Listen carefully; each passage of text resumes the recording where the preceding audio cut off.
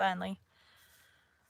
I go in at this point, I'm just like, what I told her is it was my suggestion the last time that we cut off, like, a lot of my hair, so we cut it to, like, shoulder-ish length. It was considerably longer. Um, so this time I was like, "Listen, I didn't love it the last time, so do whatever you wanna do." So, um, she cut more off, so which you can't see because it's freaking hot in Texas right now, and my hair has to be pulled back. I made it through last summer, I don't know how, with my hair down all the time. Because yeah, this summer I'm like, "No." And today, which is a Monday for me, gonna start working out again because I feel like that'll help the breathing, which I am pretty sure is because of the caffeine in my coffee in the morning. But anyways, let's get this going. Today we'll be continuing Adventures of Huckleberry Finn by Mark Twain. Chapter 28. By and by it was getting up time, so I come down the ladder and started for downstairs. But as I come to the girls' room, the door was open, and I see Mary Jane. Noise. And I see Mary Jane sitting by her old hair trunk, which was open and she'd been packing things in it, getting ready to go to England. But she had stopped now with a folded gown in her lap and had her face in her hands, crying. I felt awful bad to see it. Of course, anybody would. I went in there and says, "Miss Mary Jane, you can't bear to see people in trouble, and I can't most always. Tell me about it." And she done it. So she done it, and it was the servants. I just expected it. She said the beautiful trip to England was most about spoiled for her. She didn't know how she was ever going to be happy there, knowing the mother and the children weren't ever going to see each other no more. And then busted out bitterer than ever and flung up her hands and says, Mary Jane. Man, I have a ton of audio to get through. Here is my... What happened was I accidentally did an entire character's voice wrong.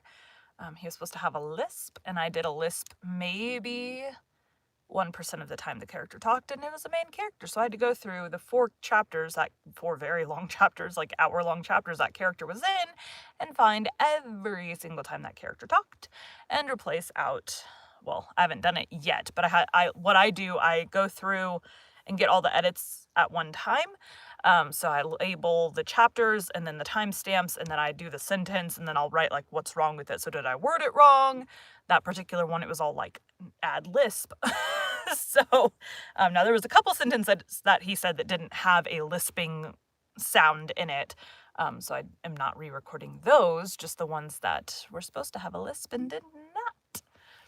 Anyways, narrator problems. Oh, dear, dear, to think they ain't ever going to see each other anymore. But they will, and inside of 2 weeks, and I know it, says I. Laws, it was out before I could think, and before I could budge, she throws her arms around my neck and told me to say it again. Say it again, say it again. I see I had spoke too sudden and said too much, and was in a close place. I asked her to let me think a minute, and she sat there very impatient and excited and handsome, but looking kind of happy and eased up like a person that's had a tooth pulled out. So I went to studying it out. I says to myself, I reckon a body that ups and tells the truth when he's in a tight place is taking considerable many risks. Though I ain't had no experience and can't say for certain, but it looks so to me anyway. And yet here's a case where I'm blessed if I don't look... And yet here's... Anyway... And yet here's a case where I'm blessed if it don't look to me like the truth is better and actually safer than a lie. I must lay it by in my mind, and think it over some time or other. It's so kind of strange and unregular. I never see nothing like it. Well, I says to myself at last, I'm a-going to chance it. I'll up and tell the truth this time, though it does seem most like setting down on a kag of powder and touching it off just to see where you'll go to. Then I says, Miss Mary Jane, is there any place out of town a little ways where you could go and stay 3 or 4 days? Yes, Mr. Lothrop's. Why? Never mind why yet. If I'll tell you how I know the servants will see each other again inside of 2 weeks, here in this house, and prove how I know it, will you go to Mr. Lothrop's and stay 4 days? 4 days, she says. I'll stay a year. All right, I says. I don't want nothing more out of you than just your word. I'd rather have it than another man's kiss the Bible. She smiled and reddened up very sweet, and I says, if you don't mind it, I'll shut the door and bolt it. Then I come back and set down again and says, don't you holler. Just set still and take it like a man. I gotta tell the truth, and you want to brace up, Miss Mary, because... you want to brace up, Miss Mary? I gotta tell the truth, and you want to brace up, Miss Mary, because it's a bad kind, and going to be hard to take. But there ain't no help for it. These uncles of yourn ain't no uncles at all. They're a couple of frauds, regular deadbeats. There, now we're over the worst of it. You can stand the rest middling easy. It jolted her up like everything, of course, but I was over the shoal water now, so I went right along, her eyes a-blazing higher and higher all the time, and told her every blame thing from where we first struck that young fool going up to the steamboat, clear through to where she flung herself onto the king's breast at the front door, and he kissed her 16 or 17 times. And then up she jumps with her face afire like sunset and says, the brute! Come, don't waste a minute. Not a second. We'll have them tarred and feathered and flung in the river. Says I, certainly, but do you mean before you go... Damn it. Do you mean before you go to Mr. Lothrop's, or... Oh, she says. What am I thinking about? She says, and sat right down again. Don't mind what I said. Please don't. You won't now, will you? Laying her silky hand on mine in that kind of a way that I said I would die first. I never thought I was so stirred up, she says. Now go on, and I won't do so any more. You tell me what to do, and whatever you say, I'll do it. Well, I says, it's a rough gang. Them 2 frauds, and I'm fixed, so got to travel with them a while. Them 2 frauds, and I'm so... Dang it. Them 2 frauds, and I'm fixed, so I gotta travel with them a while longer, whether I want to or not. I'd rather not tell you why. And if you was to blow on them, this town would get me out of their claws, and I'd be all right. But there'd be another person that you don't know about who'd be in big trouble. Well, we gotta save him, han't we? Of course. Well, then we won't blow on them. Saying them words put a good idea in my head. I see how maybe I could get me and Jim rid of the frauds, get them jailed here and then leave. But I didn't want to run the raft in the daytime without anybody aboard to answer questions but me, so I didn't want the plan to begin working till pretty late tonight, I says. Miss Mary Jane, I'll tell you what we'll do, and you won't have to stay at Mr. Lothrop's so long nother. How fur is it? A little short of 4 miles, right out in the country back here. Well, that'll answer. Now you go along out there and lay low till 9 or 1/2 tonight, and then get them to fetch you home again. Tell them you've thought of something. If you get here before 11, put a candle in this window. And if I don't turn up, wait till 11, and then if I don't turn up, it means I'm gone and out of the way and safe. Then you come out and spread the news around and get these beats jailed. Good, she says. I'll do it. And if it just happens so that I don't get away, but get... And if it just happens so that I don't get away, but get took up along with them, you must up and say I told you the whole thing beforehand, and you must stand by me all you can. Stand by you? Indeed I will. They shan't touch a hair on your head. Stand by you. Indeed I will. They shan't touch a hair of your head, she says, and I see her nostrils spread and her eyes snap when she said it too. If I get away, I shan't be here, I says, to prove these rapscallions ain't your uncles, and I couldn't do it if I was here. I could swear they was beats and bummers, that's all, though that's worth something. Well, there's others can do that better than what I can, and they're people that ain't going to be doubted as quick as I'd be. I'll tell you how to find them. Give me a pencil and a piece of paper. There. Royal Nonesuch Bricksville. Put it away and don't lose it. When the court wants to find out something about these two, let them send up the brick...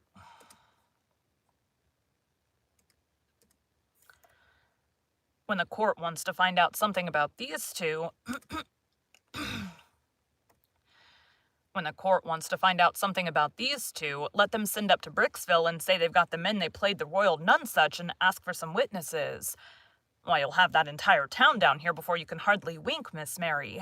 And they'll come a-billing, too. I judged we had got everything fixed about right now, so I says, just let the auction go right along and don't worry. Nobody don't have to pay for the things they buy till a whole day after the auction on accounts of the short notice, and they ain't going out of this till they get that money. And the way we fixed it, the sale ain't going to count, and they ain't going to get no money. It's just like the way it was with the servants. It warn't no sale, and the servants will be back before long. Why, they can't collect the money for the servants. Yet. They're in the worst kind of a fix, Miss Mary. Well, she says, I'll run down to breakfast now, and then I'll start straight for Mr. Lothrop's. "'Deed, that ain't the ticket, Miss Mary Jane,' I says. By no manner of means, go before breakfast. Why? What did you reckon I wanted you to go at all for, Miss Mary? Well, I never thought. And come to think, I don't know. What was it? Why, it's because you ain't one of these leather-faced people. I don't want no better book than what your face is. A body can set down and read it off like coarse print. Do you reckon you can go and face your uncles when they come to kiss you good morning and never... There, don't. Yes, I'll go before breakfast. I'll be glad to. And leave my sisters with them? Yes, never mind about them. They've got to stand it yet a while. They might suspicion something if all of you was to go. I don't want you to see them, nor your sisters, nor nobody in this town. If a neighbor was to ask how is your uncles this morning, your face would tell something. Now you go right along, Miss Mary Jane, and I'll fix it with all of them. I'll tell Miss Susan to give your love to your uncles and say you've went away for a few hours to get a little rest and change or to see a friend, and you'll be back tonight or early in the morning. Gone to see a friend is all right, but I won't have my love given to them. Well, then it shan't be. It was well enough to tell her so. No harm in it. It was only a little thing to do and no trouble, and it's the little things that smooth people's roads the most. Down here below, it would make Mary Jane comfortable, and it wouldn't cost nothing. Then I says, there's one more thing. That bag of money. Well, they've got that, and it makes me feel pretty silly to think how they got it. No, you're out there. They hain't got it. Why, who's got it? I wish I knowed, but I don't. I had it because I stole it from them, and I stole it to give to you, and I know where I hid it, but I'm afraid it ain't there no more. I'm awful sorry, Miss Mary Jane. I'm just as sorry as I can be, but I done the best I could. I did, honest.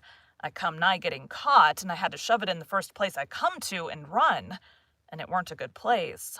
Oh, stop blaming yourself. It's too bad to do it, and I won't allow it. You couldn't help it. It wasn't your fault.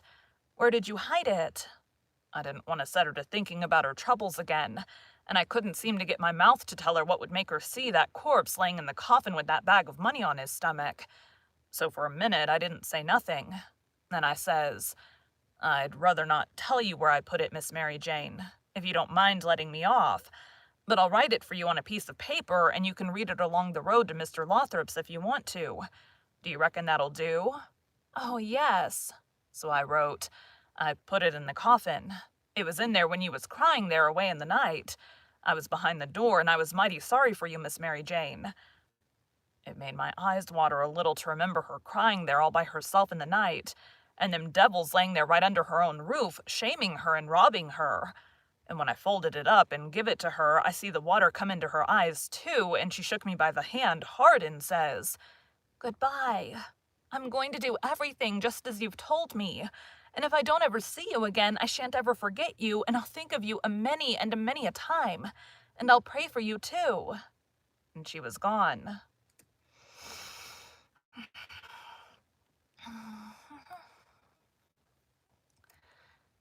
Pray for me. I reckoned if she knowed me, she'd take a job that was more nearer her size. But I bet she done it just the same. She was just that kind. She had the grit to pray for Judas if she took the notion. There weren't no back down to her, I judge. You may say what you want to, but in my opinion she had more sand in her than any girl I ever see. In my opinion, she was just full of sand. It sounds like flattery, but it ain't no flattery. And when it comes to beauty and goodness, too, she lays over them all. I ain't ever seen her since that time that I see her go out of that door. No, I ain't ever seen her since. But I reckon I've thought of her a many and a many a million times, and of her saying she would pray for me. And if ever I'd a thought it would do any good for me to pray for her, blamed if I wouldn't a done it or bust. Well, Mary Jane, she lit out the back way, I reckon, because nobody see her go. When I struck Susan in the hare lip, I says, "What's the name of them people over on the other side of the river that you all goes to see sometimes?" They says,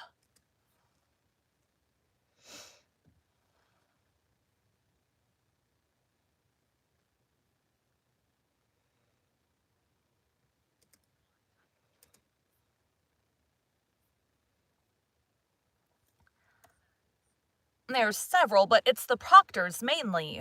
"That's the name," I says. "I most forgot it. Well, Miss Mary Jane, she told me to tell you she's gone over there in a dreadful hurry. One of them's sick." "Which one?" "I don't know, leastways.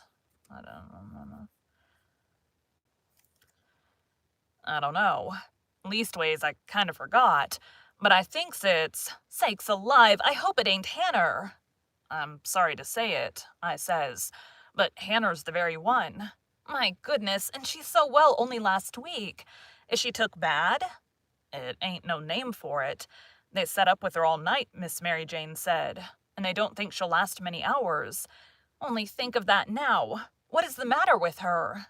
I couldn't think of anything reasonable right off that way, so I says, "Mumps." "Mumps your granny. They don't set up with people that's got the mumps." "They don't they?" "You better bet they do with these mumps. These mumps is different. It's a new kind," Miss Mary Jane said. "How's it a new kind?" "Because it's mixed up with other things." "What other things?" "Well, measles and whooping cough and erysipelas and consumption and yaller janders and brain fever and I don't know what all." "My land, and they call it the mumps?" "That's what Miss Mary Jane said." "Well, what in the nation do they call it the mumps for?" "Why, because it is the mumps. That's what it starts with." "Well, there ain't no sense in it. A body might stub his toe. A body might stump his toe and take pissin' and fall down the well and break his neck and bust his brains out and somebody come along and ask what killed him and some numbskull up and say, 'Why, he stumped his toe.' Would there be any sense in that? No, and there ain't no sense in this, nuther. Is it catching?" "Is it catching? Why, how you talk. Is a harrow catching? In the dark? If you don't hitch on to one tooth, you're bound to on another, ain't you? And you can't get away with that tooth without fetching the whole harrow along, can you? Well, these kind of mumps is a kind of harrow, as you may say, and it ain't no slouch of a harrow, nuther. You come to get it hitched on good." "Well, it's awful, I think," says the hare lip. "I'll go to Uncle Harvey and—" "Oh, yes," I says. "I would. Of course I would. I wouldn't lose no time." "Well, why wouldn't you?" "Just look at it a minute and maybe you can see. Ain't your uncles obleeged to get along home to England as fast as they can? And do you reckon they'd be mean enough to go off and leave you to go all that journey by yourselves? You know they'll wait for you. So fur so good. Your Uncle Harvey's a preacher, ain't he?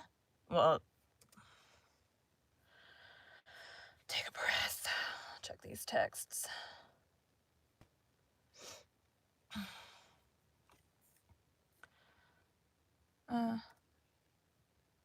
Preacher, ain't he?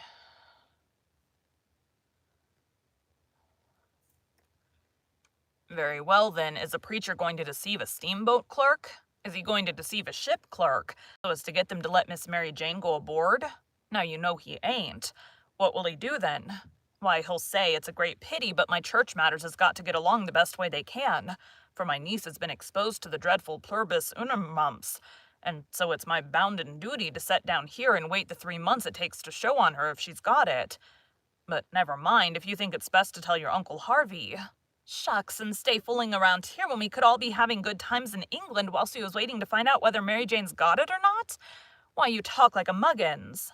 Well, anyway, maybe you'd better tell some of the neighbors. Listen at that now. You do beat all for natural stupidness. Can't you see that they'd go and tell? There ain't no way but just to not tell anybody at all. Well, maybe you're right. Yes, I judge you are right. But I reckon we ought to tell Uncle Harvey she's gone out for a while anyway, so he won't be uneasy about her. Yes, Miss Mary Jane, she wanted you to do that. She says tell them to give Uncle Harvey and William my love and a kiss, and say I've run over the river to see Mr. What is the name of that rich family your Uncle Peter used to think of so much? I mean the one that... Why, you must mean the Apthorps, ain't it? Of course. Bother them kind of names, a body can't ever seem to remember them half the time somehow. Yes, she said say she's run over to... Brah. Yes, she said say she's run over for to ask the Apthorps to be sure and come to the auction and buy this house because she allowed her Uncle Peter would rather they had it than anybody else. And she's going to stick to them till they say they'll come, and then if she ain't too tired, she's coming home. And if she is, she'll be home in the morning anyway. She said don't say nothing about the Proctors, but only about the Apthorps, which'll be perfectly true, because she is going there to speak about their buying the house. I know it because she told me so herself. All right, they said, and cleared out to lay for their uncles, and give them the love and the kisses and tell them the message. Everything was all right now. The girls wouldn't say nothing because they wanted to go to England, and the king and the duke would rather Mary Jane was off working for the auction than around in reach of Dr. Robinson. I felt very good. I judged I'd done it pretty neat. I reckon Tom Sawyer couldn't have done it no neater himself. Of course, he would have throwed more style into it, but I can't do that very handy, not being brung up to it. Well, they held the auction in the public square along towards the end of the afternoon, and it strung along, and the old man he was on hand and looking his level pisanist, up there alongside of the auctioneer and chipping in a little scripture now and then, or a little goody-goody saying of some kind. And the duke, he was around goo-gooing for sympathy all he knowed how, and just spreading himself generally. I should be close to the end of this chapter. But by and by the thing dragged through and everything was sold. Everything but a little old trifling lot in the graveyard, so they'd got to work that off. I never see such a graft as the king was for wanting to swallow everything. Well, whilst they was at it, a steamboat landed, and in about 2 minutes up comes a crowd a whooping and yelling and laughing and carrying on and singing out. Here's your opposition line. Here's your 2 sets of heirs to old Peter Wilkes, and you pays your money and you takes your choice. Thank you for joining Bite at a Time Books today, while we read a bite of one of your favorite classics. Again, my name is Bree Carlile, and I hope you come back tomorrow for the next bite of Adventures of Huckleberry Finn.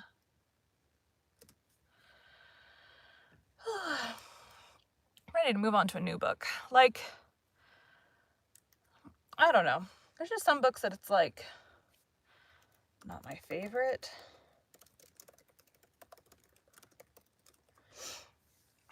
Oh, 29. It's not that I dislike it. Or maybe it's just that this happens with like every book series. I just get kind of like tired of it after a while. I think that's what it is. But I'm going to keep finishing it, which is usually what I do for other book series. I just kind of power through until I finish. So, yesterday I finished a book, and it's a series of standalones. So it's like, it is a series technically, as they're all the same like genre. Same author, but each one's a standalone. So I'm like, I'm going to stop reading these for now, and I'll read, it's a 4-book, there's 4 books out so far. I only own the first 3 though, so I read 2 of them, and then I'm like, I'll read the 3rd one at another time. Anyways, thanks guys.